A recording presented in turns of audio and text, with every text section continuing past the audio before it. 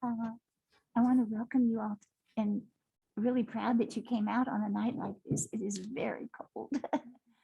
So, and it'll probably be colder by the time we get out.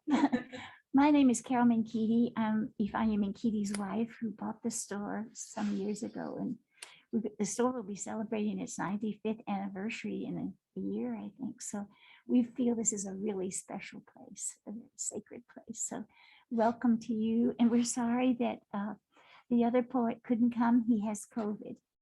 So we'll get even more poetry from these two. So welcome, and welcome to the people who are here on Zoom. I think there's like over 30 people on Zoom. So.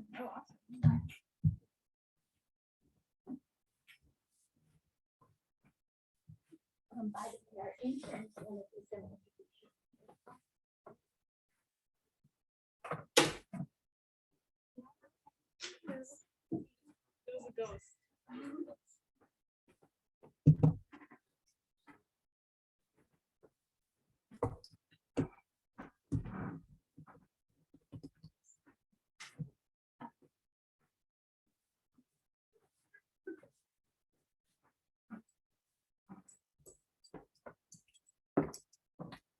All right. Sarah C. Beckman is the current MFA candidate at Emerson College and the author of Naiad Blood.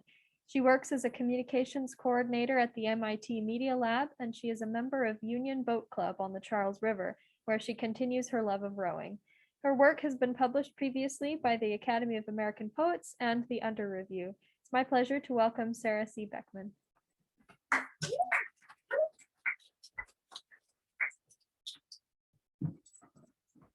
Hello. I'm going to take my mask off to read. I'm assuming everyone can hear me. Cool.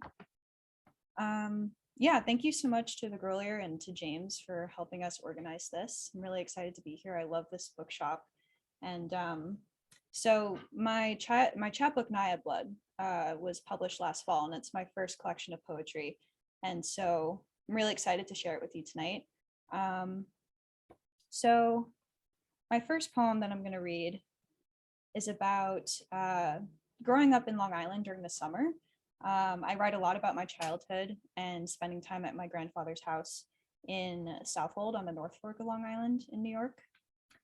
So this poem is called Peconic Summers. Okay, yes, I'm in love with jingle shells and jellyfish. But I'm talking about the see-through ones that aren't pink and don't sting, the ones that drag shadows like dark freckles in the shallows, the ones that make you shudder when you touch their gooey ghosts. I'm talking about sea robins, blowfish and sand sharks and porgies, skates and horseshoe crabs, things you catch off your grandfather's boat before you jump off and paddle to the beach where Mom sits in a chair that we've had since the 60s. I'm talking about a road south of the harbor where we swim across a channel, our annual migration to the white point of land that juts out like a chin into Caribbean blue water.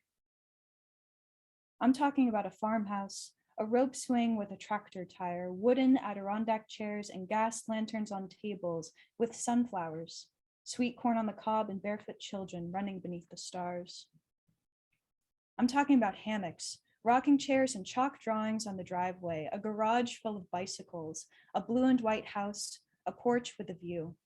It's all about laughter floating through an open window on a summer firefly night, up into the black like Chinese lanterns, fading. That was the first one. Yeah, so if you can't tell, I really love that place and it's inspired me a lot. So I grew up by the ocean. I grew up in Manchester by the Sea on the North Shore of Massachusetts, along with spending time in Long Island. But when I went to college, I walked on the women's crew team at Trinity College in Connecticut, and that completely changed my life because I saw the water in a whole new way. And that's honestly what this book is about at the end of the day. So I'm going to read this next poem. And this poem, it's called A Life Through Boats 3. It's part of a series. This is the last poem in the series. The first poem in the series talks about like sailing in Manchester, which is one form of the boat. The other poem is about like the ferry rides from back and forth to Long Island in Massachusetts. That's another kind of boat. But then this is the last kind of boat that I talk about in this series. So A Life Through Boats 3. To the ruffian, spectacular bid, craft, unbowed, Aladar, A4 plus and Z4 plus. I came to rowing, lanky, wide-eyed, the skin on my hands soft. I was a girl raised by the sea. I thought I knew the water. I thought I was a woman, but she appeared only after I popped my first blister, after the calluses on my palms turned yellow, after I couldn't see my toes past my thighs, learned to lift weights, boats, to win silver medals under blinding skies, my bones as strong as the carbon fiber that held me. The woman I became first breathed on a seat that barely spans the width of my hips, sliding, unstable, an oar in my hand that seemed more like a javelin. The rigger on my right side, wing-like, my blade one feather out of many. I am a passenger, a single cog in your engine, but something greater within all of us feeds you. You ride on those inner winds, intangible, yet stronger than any machine.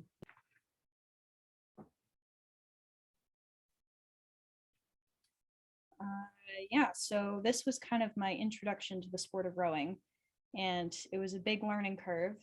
I had no prior experience with the sport, but I ended up falling deeply, deeply in love with it. And yeah, and so this next poem I'm going to read, I think I'll read this one. It's called If Persephone Rode, and hopefully it'll hit home in this cold climate we're living in right now. And Persephone, of course, is the goddess of spring in Greek mythology. I take a lot of inspiration from Greek mythology in my work as well. I will say this poem as well, it is a double high bun. So a high bun is when you have a prose poem, like prose stanza, and then a haiku. So it's a double version of that. If Persephone rode. Nothing says winter like hands, aching for oars, creased, dry, cracked, itching to dip a blade and glide across that glass. The rower looks out from the bridge into frosty stillness. The river, a reptile, splintered in Arctic scales, dormant in the cold. Hibernation, the word an old man chants as he ergs in a snowstorm. A swan stands on ice, neck bent, sees its reflection. The cityscape looms. Spring is the sight of three shells, first of the season on the river. Anyone who's rowed stops in their tracks on the bridge, turns, watches. Been waiting so long for this moment. The boat bay doors open. Even if there's still snow on the banks, bergs in the water, the call to home, hard to ignore. It's the skin, knowing its softness won't last, a tingling in the fingertips. Purple palms, dead scabs, drachmas. Blisters bloom, pink, red, harden, leather gloves.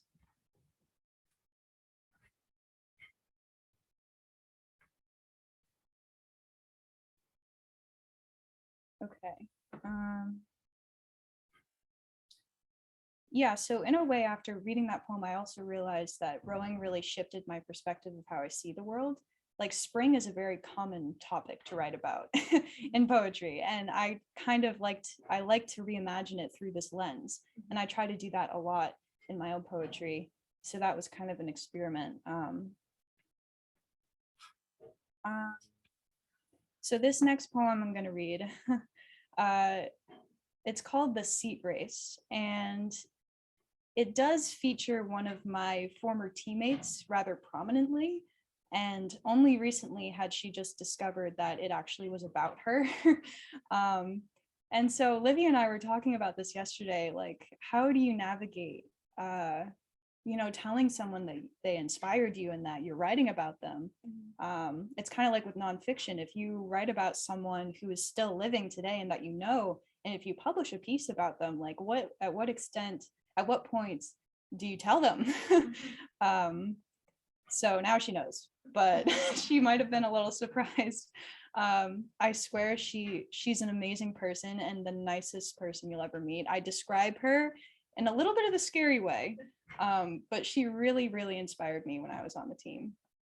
So, and if you don't know what a seat race is in rowing, basically it's a process where it happens within the team.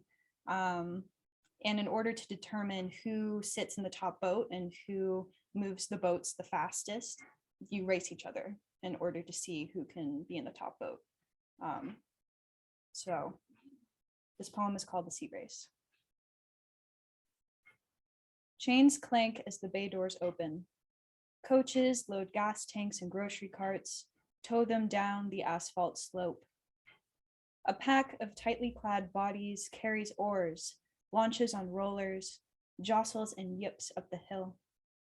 The sun rises, though not a hand touches a boat. Every season, a time comes when coaches talk selection. Hackles stand at the word, ears flatten, tails tuck between thighs, eyes watch each other. Walk-ons get skittish. Juniors crack their joints, paw the ground and snort. Recruits pick their teeth. They know the drill. Some feel safe. Others fear for their seat. But at the apex of any team lies a single rower, a predator in her prime. 5 feet, 10 inches of lean, toned ego. Hair twitching like the tail of a Frisian horse, built for speed and breaking records. Look directly in her eye and she snaps, jaw unhinged, saliva streaming from her fangs, so hungry she could eat a coxswain. Challenge her for a spot in the top crew, and before the boats hit the water, she spreads her arms, protracts her claws, licks her lips, and grins. Like I said, she's a nice person. She definitely is an amazing athlete and really goes after it. And that was really what I was trying to get across in that poem. And also Dan Tobin, our professor at Emerson, really gave me the idea of, like when I was writing that poem, no one knew what seat racing was. And so I kind of had to navigate, how do I make this more relatable to a non-rowing audience? And one of the ideas that he had was, talk about natural selection. That seemed to tie in really well with the process that I was explaining there.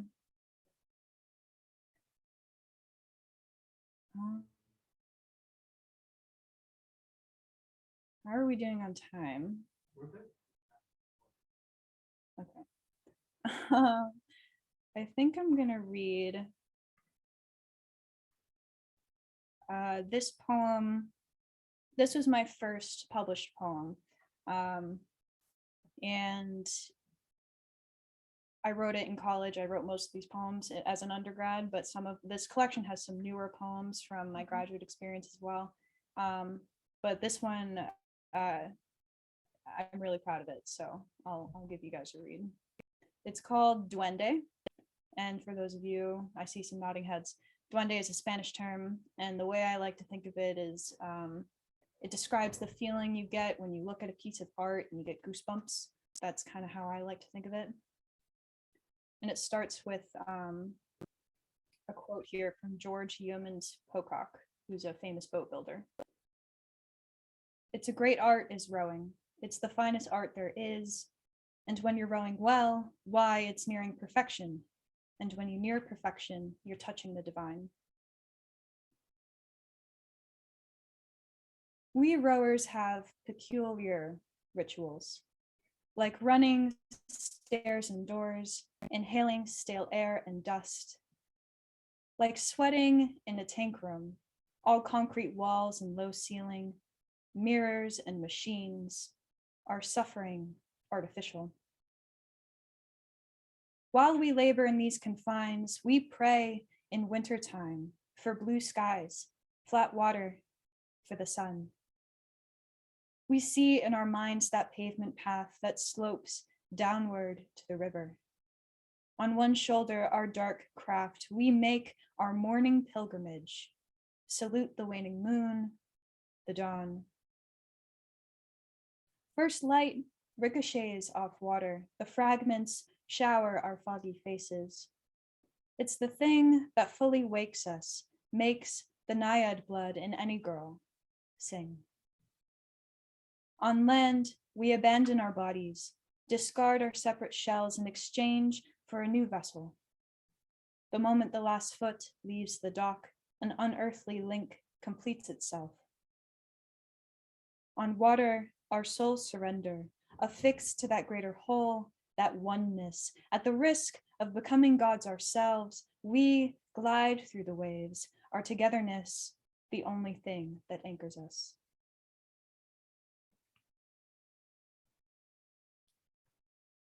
Yeah, that's about as religious as I get. But honestly, like as I learned the sport of rowing, the spiritual aspect is really what hit me. Being on the water, like that part is the part that I fell in love with, not being inside, being on the machines, being on the ergs. Like that was the hard part. The fun part and the rewarding part was being outside in nature. And also with the people in the boat. That was another big part of it. I think I'm gonna I'll read this one. So living in Boston, it's been really great because obviously rowing is a big part of the culture here. Head of the Charles happens. It happened last fall, thankfully. During the pandemic, it was able to happen. It got canceled the year before. I was actually able to race it last fall with an alumni boat from Trinity, and it was really, really fun. So this poem is inspired by the Head of the Charles race. It's called On the Eve of Rowers' Christmas. 'Twas the night before Christmas, and all through the city, rowers lay tucked in their beds. Their presences, heavy, pulsate like lights in the buildings. Soft-footed coxswains watch over their broods, race plans and moves, dance in drowsy minds. Boats hum in slumber, oars thirst for calloused hands, and the river ripples, dark, quiet. People from lands far and wide will journey to these banks to celebrate the birth of a god named Charles. They send prayers for good weather for this coming dawn, in which they will rise immune to the cold of late October. People will gather on the bridges, greeting teammates of years past as if no time lay between them, their voices ringing like bells above the ships that propel beneath them. The entrancing magic of an oar, as it cuts through water, brings them home again and again on this day. The white crest of backsplash, a gift, a reminder of what it is to be young and old and strong. Yeah, I get goosebumps just reading that. I love it.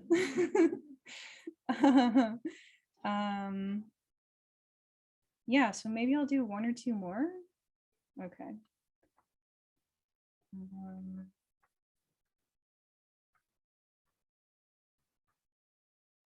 Could read my whole book at this rate.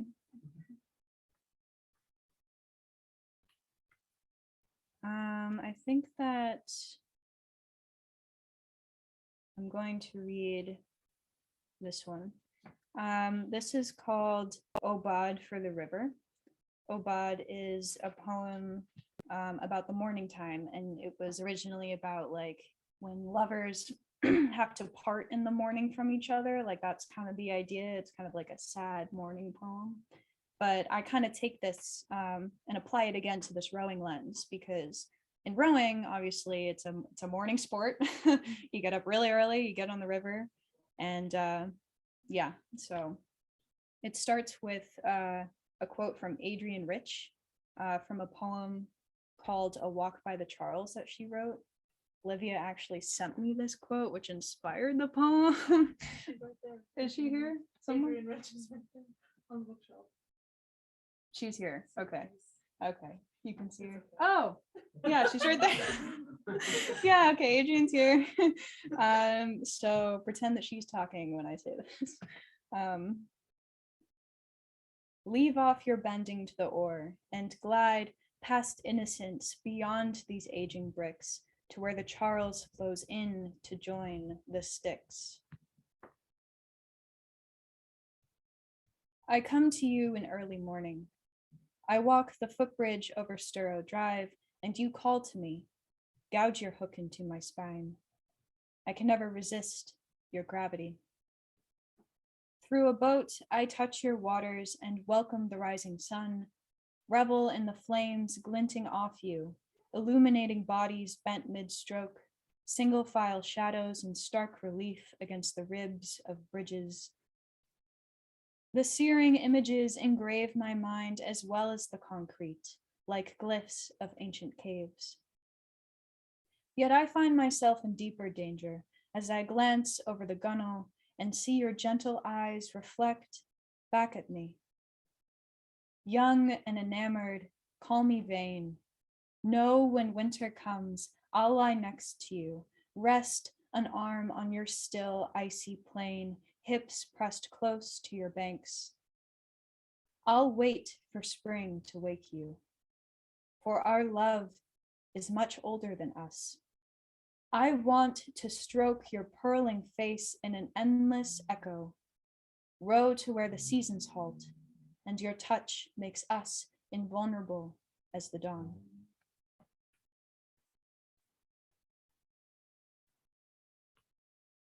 Yeah. Yeah, so I'm in love with the river, guys. In love with the water, always. So I'll read one last poem here. Hopefully this one will also hit home with you guys in the current state of the world. This poem is called Corona Rowing. When it comes to boat moving, I know a thing or two. Boat feel is a sixth sense. Balance, rhythm, and timing. The coxswain's voice soon becomes your conscience. A thing or two. You feel the boat best in stroke seat of an 8. 9 bodies, voices soon become your conscience. Shoes on the dock, the only trace of us. Put me in stroke seat of an 8, my body's happy place, my one mind home. We leave our shoes on the dock, our only trace, but take big boats away. What are you now? Not so happy anymore. Home is empty, and you're flipping singles in the Charles. What's a girl to do when big boats are gone? Land legs grown too fond, small, fragile, bruised. You're flipping singles in the Charles because you don't know how to read wind. Your sea legs are lost, the bruises fade, but the memories and voices do not. You don't know how to read wind, and small boats get scary in big water. No memories, voices to guide you along. The river is long, and the basin's deep. Big water gets scary when you're all alone. Balance, rhythm, coxswain, where are you? The river is long, the basin's deep, and when it comes to boat moving, I thought I knew. Thank you.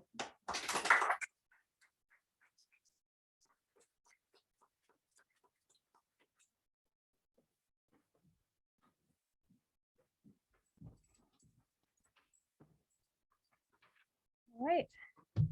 Livia Meneghin is the author of Honey in My Hair and a review writer for Gasher.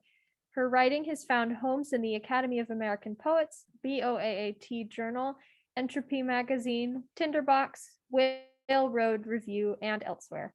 She earned her MFA at Emerson, where she is now affiliated faculty and program coordinator for Emerson Writes. It's my pleasure to welcome Livia Meneghin.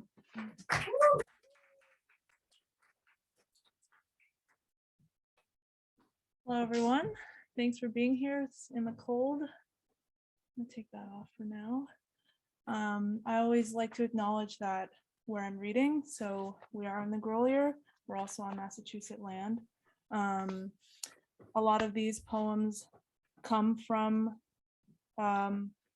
spaces on Turtle Island, on Indigenous land, others not.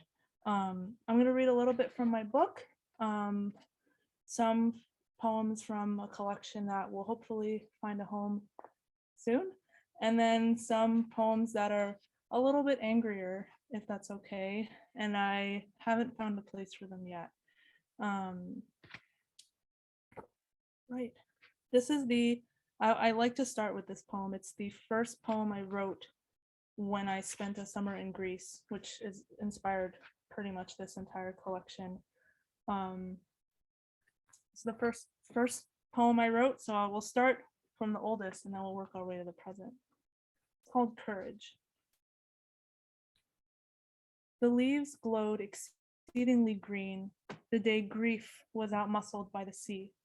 And you, the last person to ever come to a conclusion about the beauty of stillness, marveled at their courage.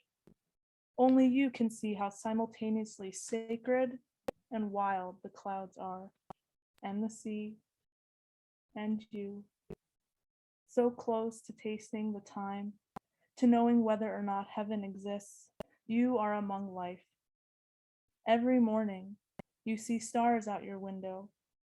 You are near God, and green, and the sea, and the end, and you don't know. The next two poems I'll read from here are for dear friends. One of them is a cat, one of them is a person. This is Artemis the Stray. Artemis the Stray stalks cautiously on the gravel, each step strained and stinging, like the essence of lemon. She, white with reptilian eyes, is wounded. Still she hunts, my God, she must. Under the moon each night, but no longer in the wildlands. She weaves through table legs. The restaurant is nothing without her, and without us, so is she.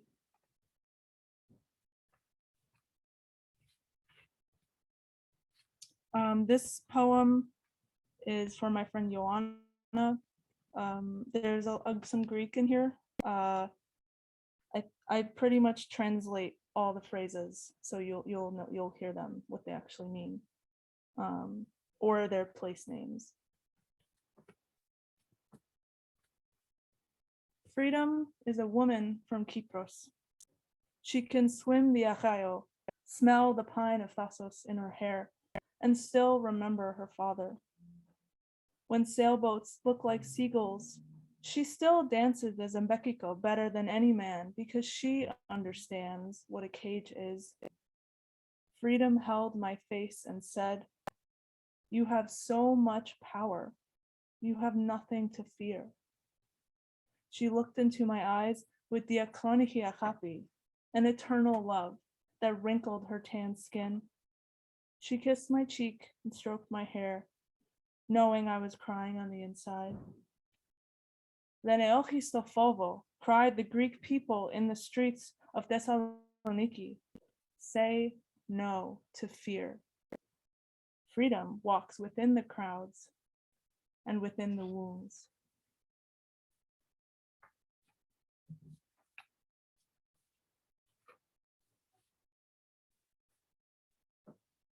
And her name, Joanna's last name, means freedom in Greek, or it comes from the word eleftheriou, comes from the word for freedom. This poem is called Towards the South, Past St. Ives. So we're now in the southwestern part of England on your mental maps. Past weather-worn bluffs and farther than any bird known, the swift sleeps on the wing, leaving grief behind, swallowed by a willow and reborn green. I can still feel the moment she left my hands, tiny talons pushing off my palms, glossy plumage shrinking in a bright, blinding sky. Her body, dart sharp and quiet, only a speck off the sun. I bite into a pear, sitting in the arms of an elm with eyes aimed at the coastline. Juice sticks to my fingers as I reach the core. I spot her, maybe, past silent clouds, past all the days I've spent waiting. She will never come back.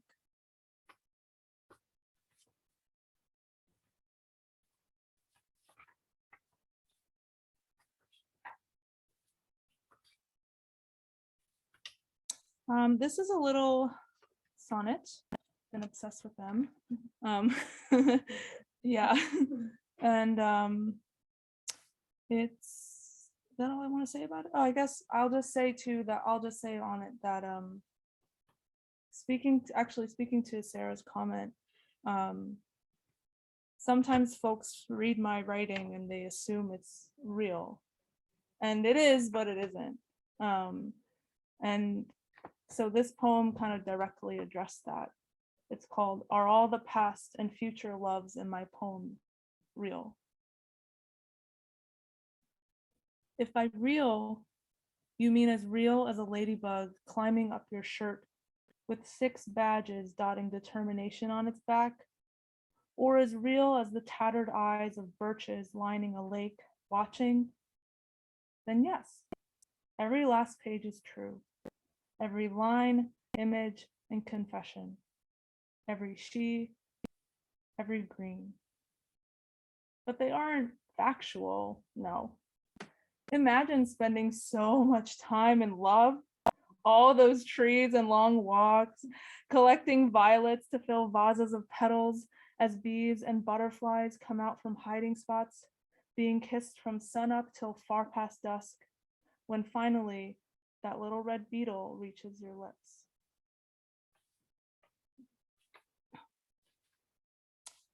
This next poem is called Low Tide. It's about the North Shore. And I just want to blurb. It's published in an online magazine called Entropy, and they officially closed the end of December. So they have amazing work on their website that will like shut down at the end of this year. So Entropy is great. Love them. Look at all their stuff and download it before their website shuts down at the end of this year. Love them. That's called Low Tide. And I guess it would be worth mentioning it's formatted as a very long column, like justified evenly on both sides. Seagulls gather, plovers gather, geese gather. Cloudy day, some sun. An old woman walks an old dog. Cold water, a little wind. I sit alone. I talk to my sister on the phone. I stand to kick a soccer ball up a slope of sand, brine, smashed shells, a small white crab, seaweed. She tells me about what it's like to be by herself. I listen. The ball gets stuck. A gull cries. I turn around. It floats, a crab in its mouth. 10 feet, 20 feet, the bird drops the crab, hovers back down. 10 feet, 30 feet again. Fragile creature falling, white caps farther out. Blue. The bird returns to the shoal, rises yet again, 20 feet, 40. I don't know if the crab just isn't dead or won't come out of its carapace.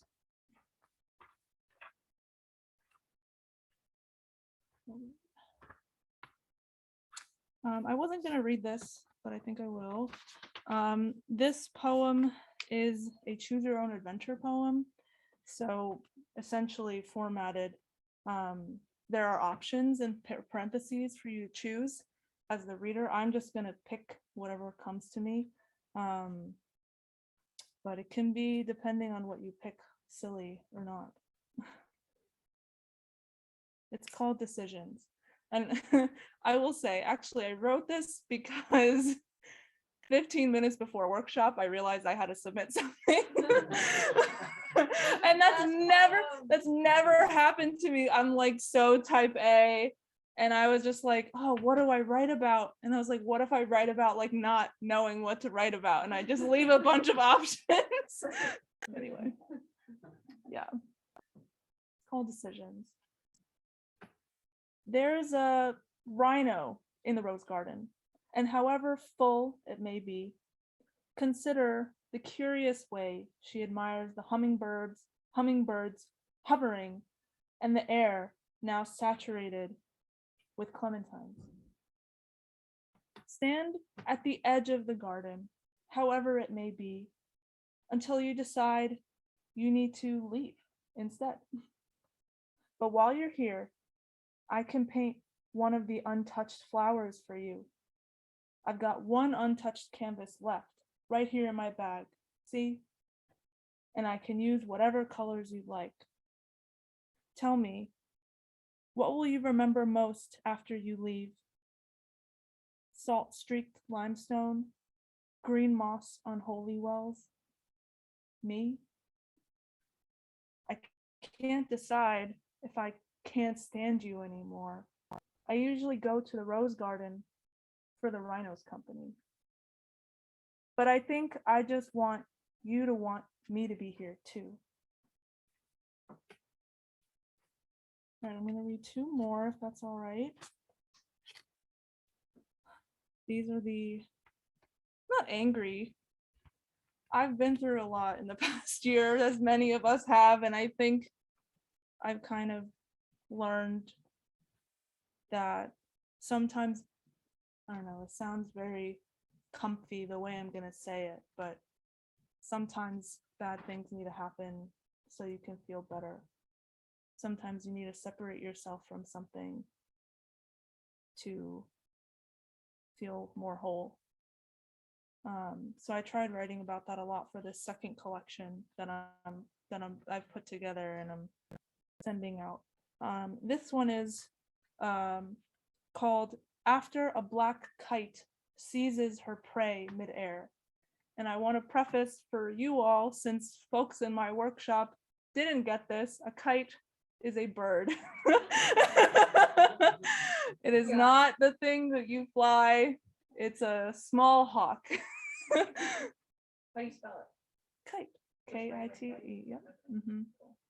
Yeah, and it's these are ghazals, and there are four. I will just read one, the first one. I also find these, I'm challenging myself to read more of these out loud because one of the features is to put your name in it. And that makes me feel really uncomfortable saying my name out loud in such a way. So I'm gonna practice. What wills to live must be lonely at night, leaving behind a deaf chasm of night. Suspended within keen talons, a bat surrenders all expectation of night. The strawberry skull, nearly weightless, releases a last echo at midnight. Who counts all the stars offered by darkness? The outcast steers silently through the night. She glides as if completely unthreatened. She relies on the ambiguity of night. A drummer strikes the air, mourning the victim's limp, nectared fingers all night. Consider, Livia, the gap that remains. What humid emptiness. What a nightmare.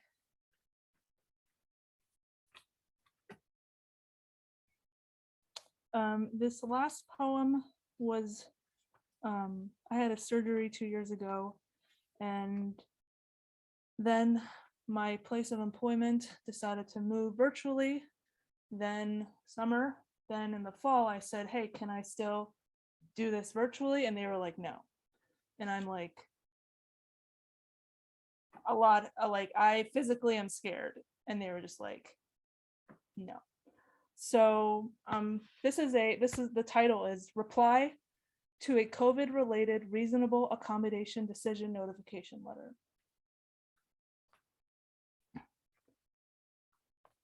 My hospital gown was cyan. The therapy poodle, Toby, didn't need one because he was a dog. Only for humans in need of resources, in need of 9 hours under. My mother helped me undress for my first shower post-knife. The bathroom was cyan but sadder. Sunlight slipped past steam, refracting against the tile. I turned to hide my breasts, lifted my shirt inch by inch as her hands assisted the cloth. She checked the temperature of the water. Warm. Are you all right, sweetheart? I should note, this poem is an anti-sonnet because it does not express love. I want to make my reply clear. Because I learned how to write here, at this college. Did you know cyanide has a bitter almond odor? Imagine a rotting at your fingertips as you beg for nutrition. Golden brown turning green on your tongue, and it's too late to turn back, and the tree tells you that you always had the choice to walk away. Forgive me for not believing the college cares. Your letter says you reviewed documentation submitted by my physician, says this decision is limited, says my request to teach completely online is denied. Did you know when you take a radiation pill, everyone leaves the room to observe you swallowing through a window? Any future requests will be evaluated independently. So I only have one question, thanks for asking. If a dog eats one chocolate-covered almond, just one, will he be all right or turn a pale blue as the process is completed? Thank you.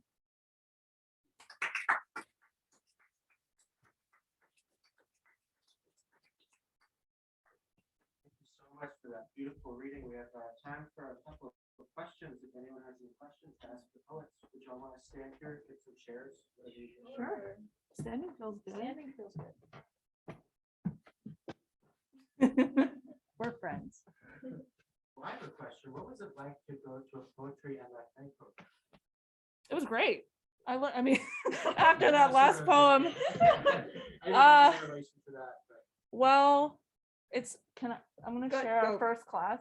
Can I tell that Oh, story? yeah. So we met each other in both of our first classes at our MFA program, and we were put in pairs, and the professor told us to share what do you like to read, and we both looked at each other and we were like, I don't really read a lot of poetry. I read fiction or I read nonfiction. So I can't say how much I found myself in that program. For anyone out there interested, it's really what you put into it. And I, which is good and bad, but I have read so much, I've learned so much, I've grown so much just as a person. I know that's kind of a cliche, but getting a chance to try new things. We've been in amazing workshops, even with the Boston Poet Laureate, Portia Olayola. You might have your thing, and then you're in class with someone who does something I would say our poetry is fairly similar, just in terms it's very inspired by place. But you're put in rooms with people who are just their style is so different from you, and you lean on that and you learn from them, and I just think that's super rad. Yeah. No, I agree with everything that Livia just said. And a lot of people, when I was thinking about applying to MFA programs, they dissuaded me from doing it because not only of like the financial cost, but just like, well, mostly because of that. Access But, needs to be better. yeah, but I had a passion for it. I've been writing since I was 12, and I knew that like I wanted to publish a collection of poetry. I want to continue publishing, and I want to be able to learn from other poets and to read other types of poetry. And I feel like the way for me to commit and do that in the most like effective and productive way was to get into a program that allowed me to do that. And I definitely have read like so much, and a lot of poets have really inspired the way I write and my own ideas about what I want to write in the future. That wouldn't have happened if I hadn't been a part of this program. So, and the people are really great, and our professors are top notch. Yeah. Answer your question. The form, I guess this is more about your process. Have an idea for like a concept and you just kind of put down ideas and then figure out the form later, or do you like know what you're trying to get in terms of, there were so many words out there that I never heard, like a double, whatever, like I'm not in this world super closely, so I'm just curious if like you know what you're going for form wise going in, or if that. Do you want me to go? Yeah, first? go for Okay. Yeah, so I didn't really experiment a lot with form in poetry until grad school, I would say, just because I didn't actually know about a lot of forms. So once I started reading them, there was a class that our professor Dan Tobin taught called Form in Poetry, literally, and we just learned about sonnets, sestinas, high buns, villanelles, like all the really tough ones. And I found that I really wanted to try every single one of them. But one thing that Dan also says is that the form suits the content sometimes, right? So if you want to write a sonnet, it's probably going to be about love, or like, you know, some other, depending on what the history of the form is. Like if you have an idea and you can kind of like fit it to whatever form kind of suits it, if that makes sense. So yeah, I sometimes like a poem comes to me and I just write it in pre-verse, but then you might redraft it, be like, oh, this could be a cool ghazal, or like a cool, like, you know, sonnet, or some other type of form. I can't say that I always go out and I'm like, yeah, I'm gonna write a sestina. Although I did. Except do you that. did I that. Except you definitely did that. Well, okay, no, because in our first workshop, like, oh, I didn't know what a sestina was, and Dan told us what a sestina was, and I was like, I'm gonna submit it for my first workshop, and everybody was like, you're not chill. Like it is a really hard form, and like, but I wanted to try it and fit my own content into that form. So for me, it's kind of like a puzzle, but at the same time, like, you kind of have to be aware of like what might suit different types of forms based on their histories, if that makes sense. I would say I'm the opposite. I'm a big formal person, but I have read folks like Terrence Hayes, Jericho Brown, and people who are taking form as like the start, and then like, what if what I have to say doesn't fit into that box? How can I change the box? So it's helpful to, again, I think I've said I'm a very type A person.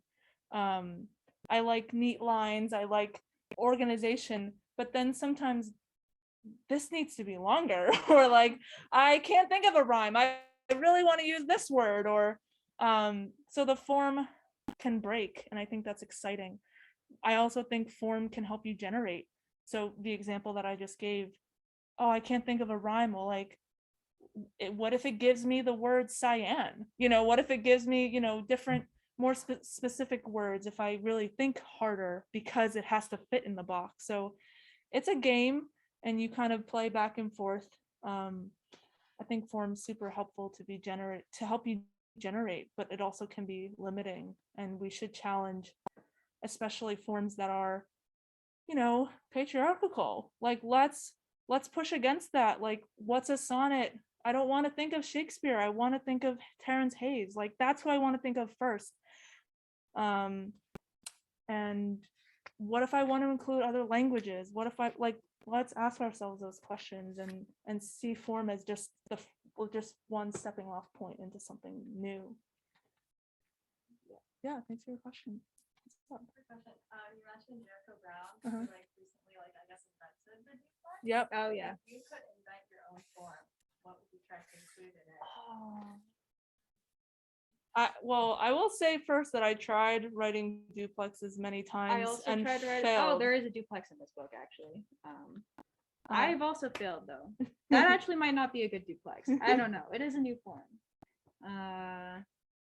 But like in terms of creating your own form, So I have, if I may. no, please. In what will be my third book, so not the book that I'm shipping out or shopping for, but what's next, I've kind of written, and it sounds like you, Gary, you have familiarity with these like poetry. I'm writing a sonnet, heroic sonnet crown, but they are all contrapuntals. So You want to die? so they are poems that can be read, they're in columns, 2 columns that can be read across or down, and they have to be 14 lines. That's me calling it a sonnet. And the last line will be the first line of the next. So there's, again, talk about talk about constraints, right? Like all these things holding it in a box. And I wrote it. It probably isn't great, but I like tried it. So for me, if I can invent a form, it starts from meshing things together like the duplex. So I tried that out. Maybe when I read it again, or if I ask someone else to read it, they'll be like, don't do this. But it's just playful. No, that's really cool. I agree with the whole meshing idea. Like take what's been out there and like smush together and see what happens. I also, it's my goal to write a sonnet crown at some point, maybe not even using sonnets, maybe like using some other form, like so that's something on my mind. That definitely is like a longer project, but I can't say that I've ever tried to. I know Rajiv, like one of our professors at Emerson, He'll be here. He's coming here, right? Yeah, reading February 4th. Rajiv? Yeah, oh, Rajiv. man. He's great. He created his own form in like his latest book, I Yeah. think. Yeah. So he might be more well equipped to answer that question, but yeah. What would you do? You don't have to. Yeah. Oh, interesting. Cool. Poets, another round of applause. for Emerson.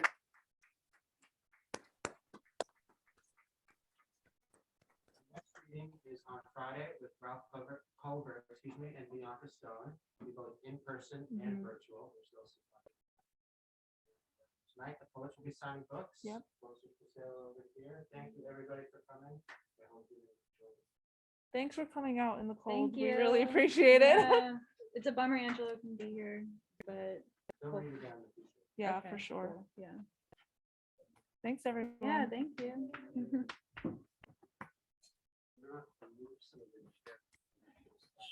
Sure. I feel like I forgot one. I like read way more than I can read. No, I mean, that's good. Yeah. Thank you for the very beautiful reading. Thank you for the space. It was fun.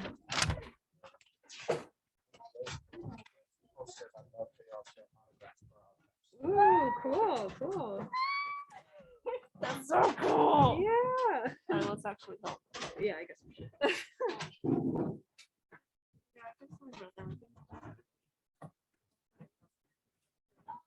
you want to put your stuff on my chair? Like, we know some things. Hold the term.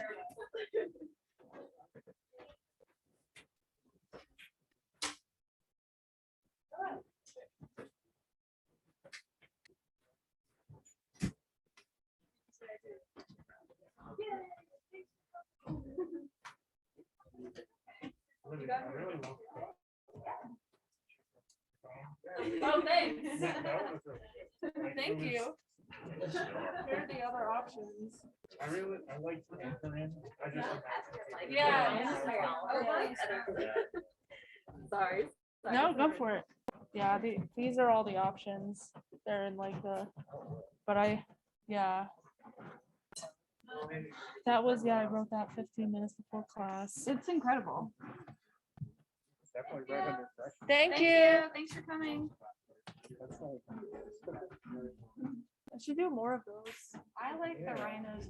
I always choose to read the rhino one because it's just so random. I don't know why. I think Rhino in the Rose Garden was something that came in my head, and I was like, that's random. And I'm like, what if it's supposed to be random? I love it.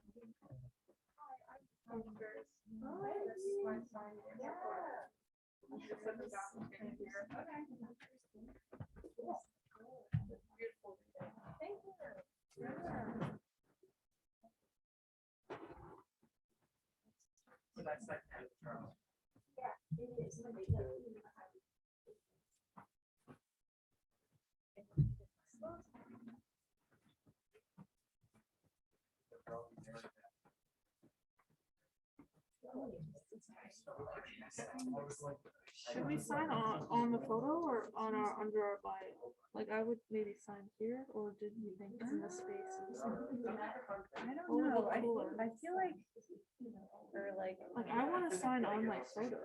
Well, I don't know yeah, why do I it wanna then. do that. Did you really want to go later?